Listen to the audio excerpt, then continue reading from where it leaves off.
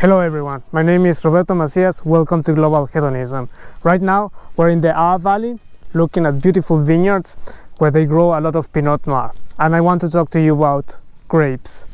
Cabernet Sauvignon is a very famous grape. It's very widely used. You probably know it, or one of the reasons it became so famous, it's because it's used in the Pato region. One of the other very famous grapes is Pinot Noir, and like those Syrah, Malbec, these are grapes which are very widely used, but there's much more grapes. As I mentioned in one of our first videos, there's over 1,400 grapes which are used commercially. And so one of the ones we have here next to Pinot Noir is Pinot Marlene, which is a small mutation only grown in this area. Cabernet Sauvignon is not only famous because of Pato, it's also the most common cepage used in the most famous assemblages around the world.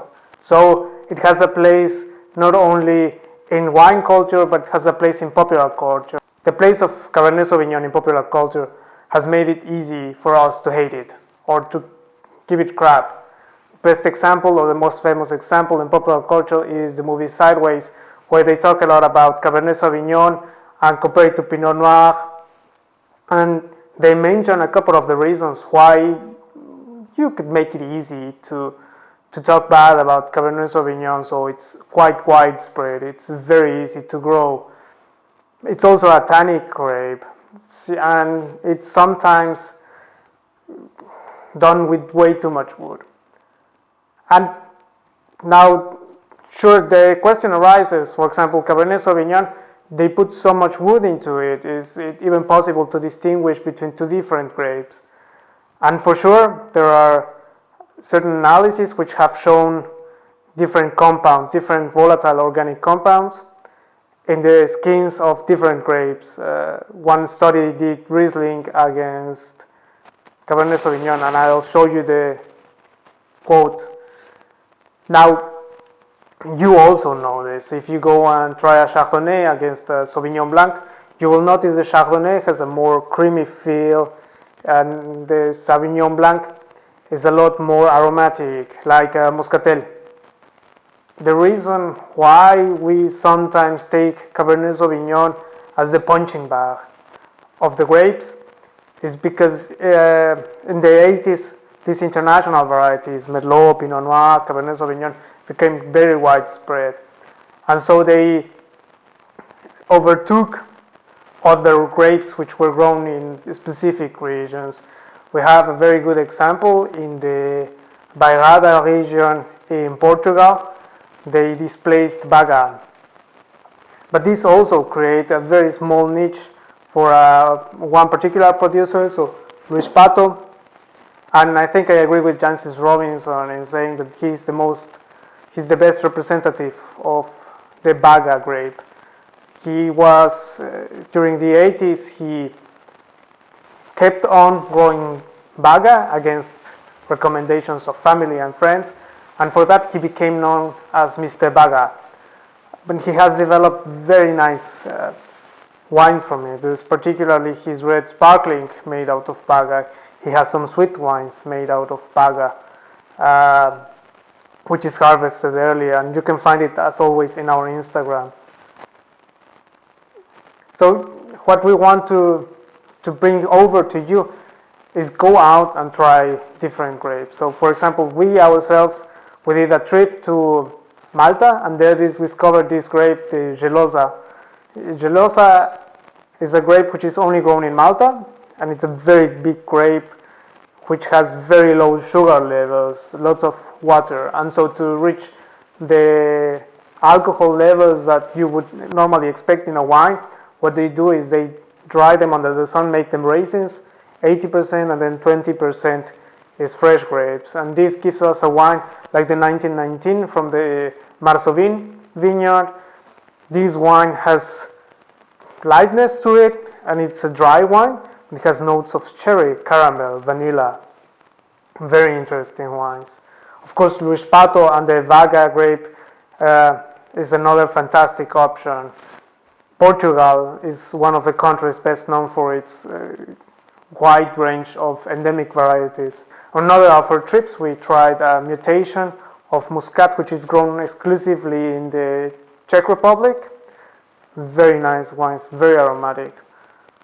So within the red, you have Cabernet Sauvignon, Merlot, then you start getting into Tempranillo. Of course, very well known is also Syrah and Malbec, but there are other grapes which are less well known. One very good example of the effect that this widespread use of Cabernet Sauvignon and Merlot or Syrah has in the wine world is the Cabernet in Chile. So in Chile, many years wine was grown, and the reds from Chile were very well recognized, and it was often labeled, or almost always labeled, as Cabernet Sauvignon or Merlot. And it was only in the 21st century that people realized that this was actually Cabernet. So Cabernet almost disappeared in Europe during the Felix Sara times, and it was only found later again in Chile. And it was mislabeled both by France and Chile. They both played a role, but I also think that the widespread use of Cabernet Sauvignon and Merlot made it so that people wouldn't even consider something different. And for sure, the taste profile of Chilean Cabernet is quite similar to the taste profile of Merlot, these chocolatey notes. This particular taste profile made it easy for people to confuse it. I just mentioned something very interesting, and this is Phylloxera. Phylloxera is a root-eating disease that affected vines. And in the 1860s, it came to Europe, and it almost decimated all the grapes. Some of the varieties were almost extinct, one example being Cabernet. And the solution to that is that now the vines are grafted onto American roots, which are resistant to the disease. There are still a few wine growers in Europe which do not use the root for grafting, and this is called an ungrafted wine.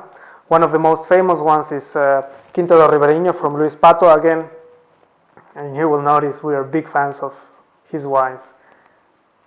And the reason why he can do ungrafted wine is because he uses sand soil, and the Phylloxera disease cannot survive in sand. So we've gone through some of the red varieties. We talked about Cabernet Sauvignon, we talked about Merlot, Pinot Noir, Syrah, Malbec, Tempranillo, Grenache. These are the most famous grapes. But if you go into Italy already, you start with Sangiovese, which is Chianti.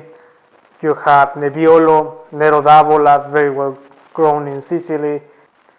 If you go into Portugal, you will even have more varieties. You have Touriga Nacional, Touriga Franca, Baga. On the white side, we have, of course, Chardonnay, Sauvignon Blanc, Pinot Grigio. Of course, Muscat, I don't think is as widespread as Chardonnay, but it's also a well-known grape.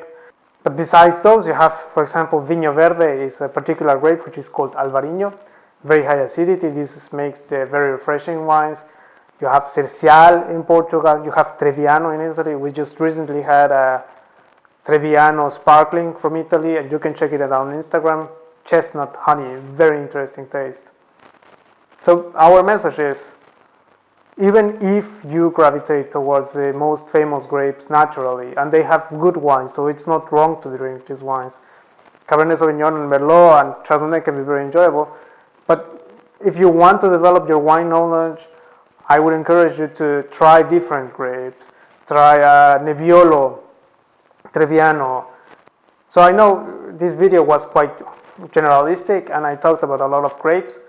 What I want to do is to set the foundation upon which I will build to start giving you my reviews or start giving you an overview of the wines which are made with different grapes and which regions to look for specific grapes. And you can follow us on Instagram and you will find recommendations of more specific wine growers, of specific grapes, specific wines. In the meantime, make sure to subscribe, check out the merch store in the description down below, and enjoy a glass of wine.